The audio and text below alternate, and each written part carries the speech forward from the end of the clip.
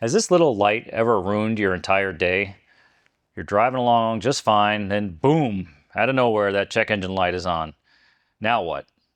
Head down to the auto shop, drop a couple $100 just to find out maybe you only left the gas cap loose.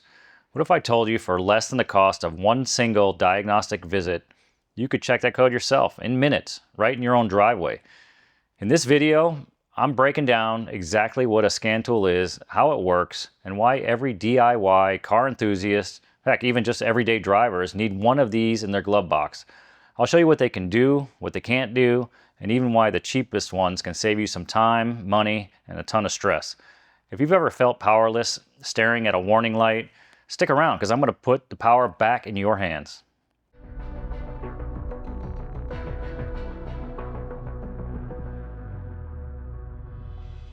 In the automotive field, we've got tons of diagnostic tools and equipment at our disposal, but none is more important than the automotive scan tool. This is a tool we use just about every day, especially with modern cars. There's no other way to figure out what's going on if you don't have some way to connect to all the onboard computers in the car. And more specifically, you got to get into the engine control module. This is where all the engine controls reside. Some of the transmission functions run through there. Pretty much everything runs through there. So when we're talking about diagnostic work and check engine lights, the scan tool is what you're going to need for sure in order to do anything. Now, I want to talk specifically in this video about a tool that you can afford. There's lots of scan tools out there, and they come in all ranges of prices from $20 up to $15,000. You can literally go bonkers with these things. You guys don't need anything professional level for basic DIY type stuff or basic home repairs. I have in mind a scenario where you guys have that check engine light on while you're driving. Maybe you're on a road trip to California. You got one of these nice little scan tools in your glove box for just this occasion, and you want to know exactly what's going on, because once that light pops on, you don't really know what the problem is. We need to get that trouble code out of there and figure out which system has been affected. This is a great tool right here for under $50 for you to be able to plug right in on the side of the road, figure out what system's having a problem. It may only be emissions related and nothing serious. It may be something more serious, but at least you have some idea what's going on without having to go to the repair shop. Another example, maybe you're not on the road, you're driving around town and you get back to the house, the check engine light popped on, you go in the garage and you grab yourself their little scan tool there and you plug in and you find out you've got an evaporative emissions system code, and you say to yourself, well man, I just got gas, maybe I'll go check that fuel cap. And you check it, it's loose, you tighten it up, and now you have the ability to diagnose that yourself quickly. It was a silly mistake you made, but no big deal. You don't have to go to the auto shop and have anybody tell you what's wrong with it. You don't need to drive down to AutoZone.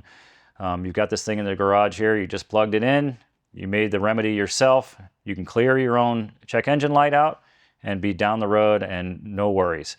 So there are a lot of features that are involved in these tools. I'm going to walk through all of that in this video, but I think this is probably the number one scenario where I see you using this at home a lot, is just discovering why your light is on. Now, a couple caveats here. We're going to show you a sneak peek into some other scan tools down the road here in this video, a little bit closer to the end, but I wanted to let you know that this particular scan tool is only going to give you the ability to get in that engine control module. Okay, so if you had a problem in your body control module, in your headlamp module, and all these different modules, there's tons of them I'm going to show you, you're not going to be able to get into any of those systems. We're talking about specifically onboard diagnostics to OBD2 generic type information is what you're going to get out of here. Now, just because it's generic doesn't mean there's not stuff specific to certain sensors and things, as I'm going to show you. It just means that you're not going to get OE level information out of that particular scan tool. I have a full assortment of different scan tools. I've got them by Snap-on and Autel and this Launch Machine and some other ones as well. Sometimes scan tools are not compatible with certain cars and other ones are, so we have to have a wide range of tools in here. But I could tell you this little tool here is a great go-to for all the guys in the shop. It's just super light, it's super easy to use, it connects quickly. And what I want to do now is I want to get inside the car here and I want to demonstrate some of the most useful features out of this scan tool, give you a little idea of the capabilities of it and what it can and can't do. Let's get inside the car and plug this thing in. If you guys have never hooked up a scan tool before, there's a couple of things that you need to know. The first one is this particular scan tool has 16 pins on it, and it's designed to connect to an OBD2 port. These ports are only available in the US from 1996 and later. So if you have a car that's earlier than that, there's a good chance you won't have one of these. I've seen some 95s with them, and probably anything before that I would say no. There were very vehicle specific connectors in order to connect to, and the scan tool functions were very limited back then. But if you're driving a modern vehicle, you'll have one of these somewhere in the car. They're usually located on the driver's side, under the dash, and they should be easily accessible. They may have a flip cover on it. There are some examples that they are not easy to find. I've seen them in the glove box. I've seen them on the passenger side, the center console. I mean, they literally have other places that they could be, but they shouldn't be. They're supposed to be located under the driver's side. When you're plugging this in, be extra careful that you don't do any damage to the pins. I've seen people try to feel their way around under there, trying to jam this up on the connector. It is a trapezoid shape, so it only goes on one way, and you don't want to bend any of the pins inside your scan tool. So we'll look under here, we'll find that connector, make sure the shapes line up, plug it in, and we're ready to go. Now that we've got our OBD2 scanner connected to the OBD2 port, and it's powered up itself through the power that comes out of the OBD2 port, we still need to turn the ignition on. Now for this demonstration, I want to start this car because it's got a little door dinger. I've got the doors open, so a camera over my shoulder so you could see what's going on my screen as well. But I need to start this vehicle up, and this way I can show you some of these features in here. And once we've got the vehicle started, or the key is on, hopefully in your case, you can see here that we've got a few functions on this tool. There's one that says Diagnose here. I want to show you what this does first, and we'll kind of go through a couple of these settings on here and these features that I think are important to you, that might be important and helpful in your future here if you're using this tool. So obviously Diagnose is going to be the most important one. We'll enter that here. This thing has to go through a couple of checks and communications before it's ready to work. Now you see here, this thing is telling us the monitor status right away. This is an important feature here because we want to know what the readiness monitors are doing. Are they set or complete or incomplete?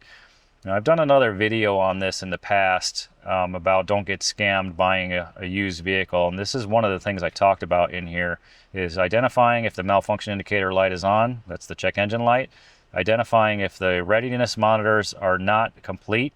If there's any that are incomplete, that usually means somebody's cleared the codes on you. Now this scan tool actually has a couple other features I'll try to demonstrate a little bit later on in this video to let you know when somebody may have cleared the code, so how long ago it was. But in here we can see that it has no diagnostic trouble codes. It says readiness completed 5 and readiness not completed 3. And then there's a couple that aren't supported. So that's just telling you that this vehicle hasn't completed all the drive cycles since the last time somebody cleared the codes, okay? And that's important because you want to know if somebody's recently cleared the codes on the car. You may have recently cleared the codes and you need to go get an emissions test, let's say. In our state of Nevada, you're here in Las Vegas, in order to pass a smog test, you need to make sure that all of these readiness monitors are set to ready, all but one actually. So that's important to know for a couple of reasons, so just know how to check that. Now we're going to move on to the next setting by selecting OK. And the first feature you're probably going to use on here is just to read the codes. So I'm just going to select OK on read codes. And you see here it says it has no fault codes. That's great. If we had one, it would display a number in there and would probably give you some sort of a description. This tool does have a code lookup feature as well. This way, if you had a code that was unlisted, we see that from time to time, especially in the generic OBD2 settings. Sometimes you'll have an unlisted code. You can put the code number in there and hopefully it gives you some kind of definition. If not, be resourceful. Go to the internet. Maybe you can look it up. There's other ways to figure out what the codes are if it only displays you a number. Okay, so we're going to go back here, and then I want to show you also the erase function. If, let's say, in the earlier example that I gave you, where you had just left the gas cap loose and checked the code, there was an evaporative emission system leak, and it was a large leak, and you're like, man, I just got the gas, great. So just clear the code out. You're going to go in here to erase codes. It's going to ask you, would you like to clear or reset the emissions related diagnostic information? Of course, you'll say yes. I'm not going to do it on this one. Just wanted to show you where that feature is at. This next one is where we can see the emission and maintenance readiness status on here, readiness monitors. So I'm going to go ahead and select that one. I want to show you a little more about what we just talked about earlier. That initial screen kind of displayed differently what this one is. It told you how many readiness monitors were ready, how many were not.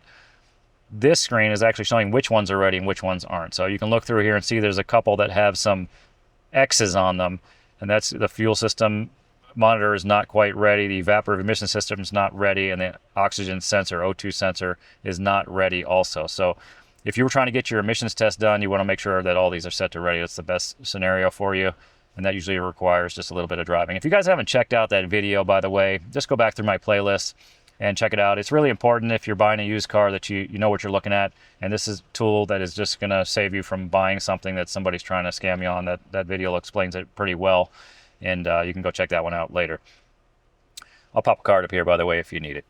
Okay, so now that you see that information, I'm going to move on to the next thing in here. The next one is going to be the data stream. Now the data stream is where we can get all the parameter identification information. So every sensor that's reading some kind of value that this thing is able to access is going to show you some information on it. So once we get logged in here, I can give you an idea of some of these data PIDs that you can look at and what they might mean to you.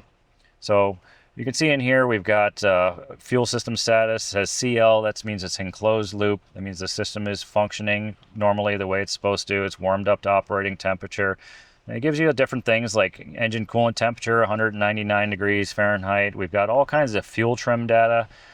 This is great if you have some sort of a vacuum leak on your car you're trying to diagnose. That's what these fuel trims were really used for. Maybe you have a fuel system leak, fuel pressure regulator that's not working properly. There's all kinds of scenarios where this information is extremely useful for diagnostic processes. If you don't understand the data, that's going to be another problem. So don't lean too heavy on this data if you really don't understand what it means. But it gives you access to lots of stuff in here. You know, intake manifold pressure, the vehicle speed, engine RPM. You know, this would be great if you had a code for a vehicle speed sensor that wasn't working, and you go road test the car and you can see the vehicle speed never displays on you. Okay, well now you can corroborate that and say, yeah, I see that. Maybe my speedometer doesn't work. This is not displaying any kind of vehicle speed on it, and I've got a code. Those are all great symptoms. Now, one thing I want you guys to keep in mind when it comes to diagnostic work, don't get too carried away here. There's a code does not indicate that you have a sensor that's failed. Okay, so in that example that I just gave you, it doesn't mean you have a vehicle speed sensor that needs to be replaced. If you go to AutoZone or something, they're going to tell you, oh yeah, let me see your codes. It could be this, this, and this based on that code. So they'll sell you a bunch of parts and you'll put them in and it may not work.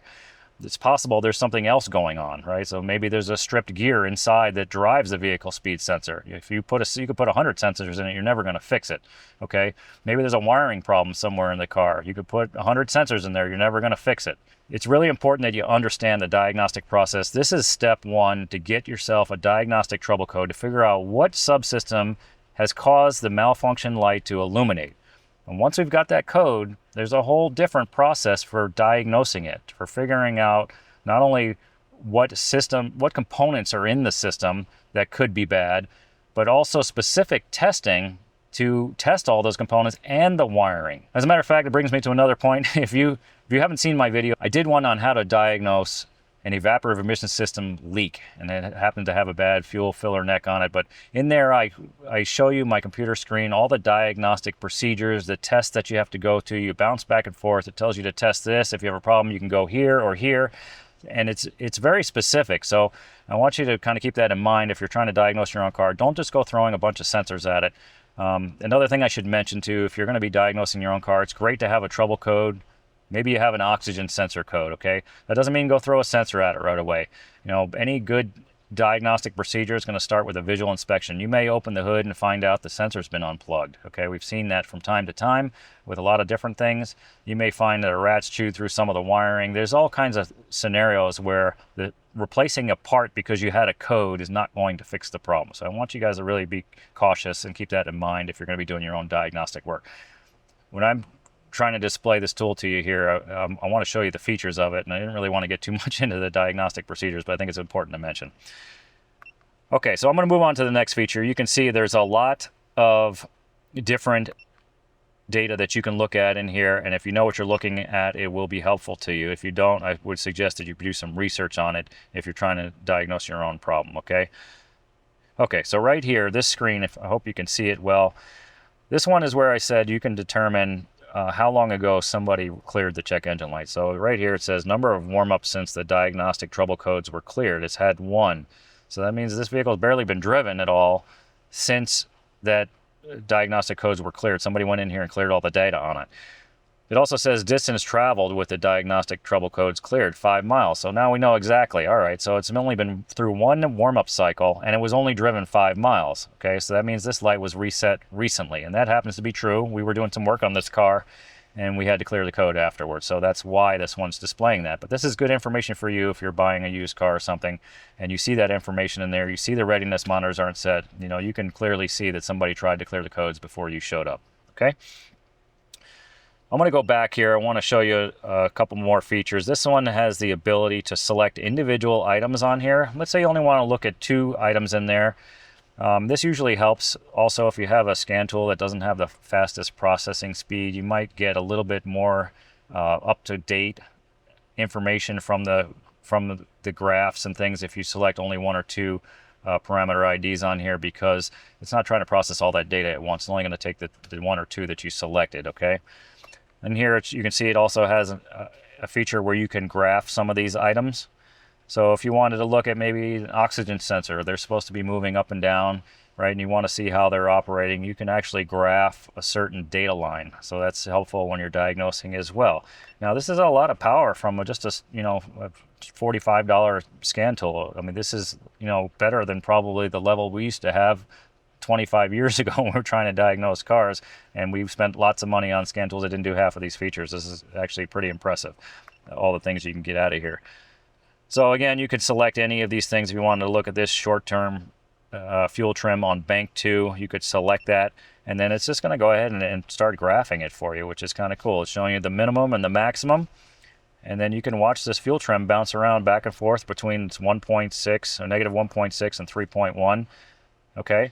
And if you know how to interpret this data, that might help you diagnose your problem. So I wanted to show you that feature in here. And I'm going to move on here. There's another thing in here called freeze frame. Now this one's not going to have anything in it. I'm going to select it. I want to explain to you what the freeze frame is in case you decide to use it. This is basically going to take a snapshot of a moment in time when all the conditions were met for this car to turn the malfunction indicator light on. So it's just a snapshot of a moment in time of all the parameter IDs that it's recording to let you go back and look at that and say, oh, the vehicle is being driven at 56 miles an hour. I can see it was only at 112 degrees. It wasn't even warmed up yet. I can see that the throttle load was at 15%, so I know they weren't accelerating hard. That's what you would use that data for. You want to be able to interpret exactly what was going on, what was happening in the car when it caused the check engine light to come on, okay?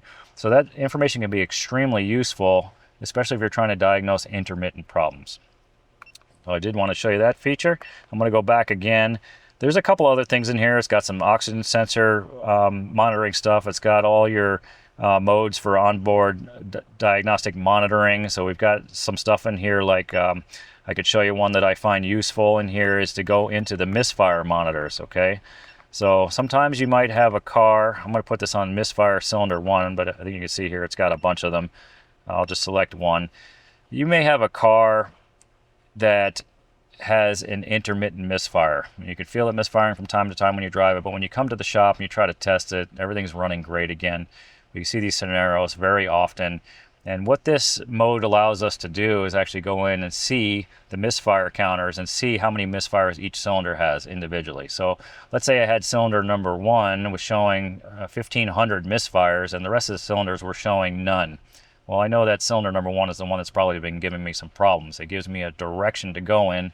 I could say, okay, now I need to look at cylinder number 1. Is it a fuel problem? Is it a mechanical problem? Is it an ignition problem? Or some other type of problem, okay? But at least we can narrow down the particular cylinder that's having the issue. So I find this to be an extremely useful feature, and it's built right into this inexpensive scan tool, which is pretty awesome. I'm going to go back here, and then the last thing I was just going to show you that it does have some vehicle information on it.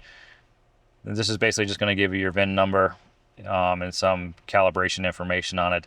I don't know how useful that's to you, but just if you needed your VIN number and you couldn't figure out where to find it, it certainly will show you here that in the scan tool, okay? So I hope that this information helps you determine maybe what your needs are for a scan tool like this. I think everybody should own one, really, if I'm being honest. It doesn't mean that you're going to diagnose your own car, but it certainly will save you in a couple of the scenarios that I mentioned earlier where you might be concerned something serious is going on. And a lot of times I get my clients, they call me from the road, they're on a road trip, and they're like, man, my check engine light just came on. Is it safe to drive, right?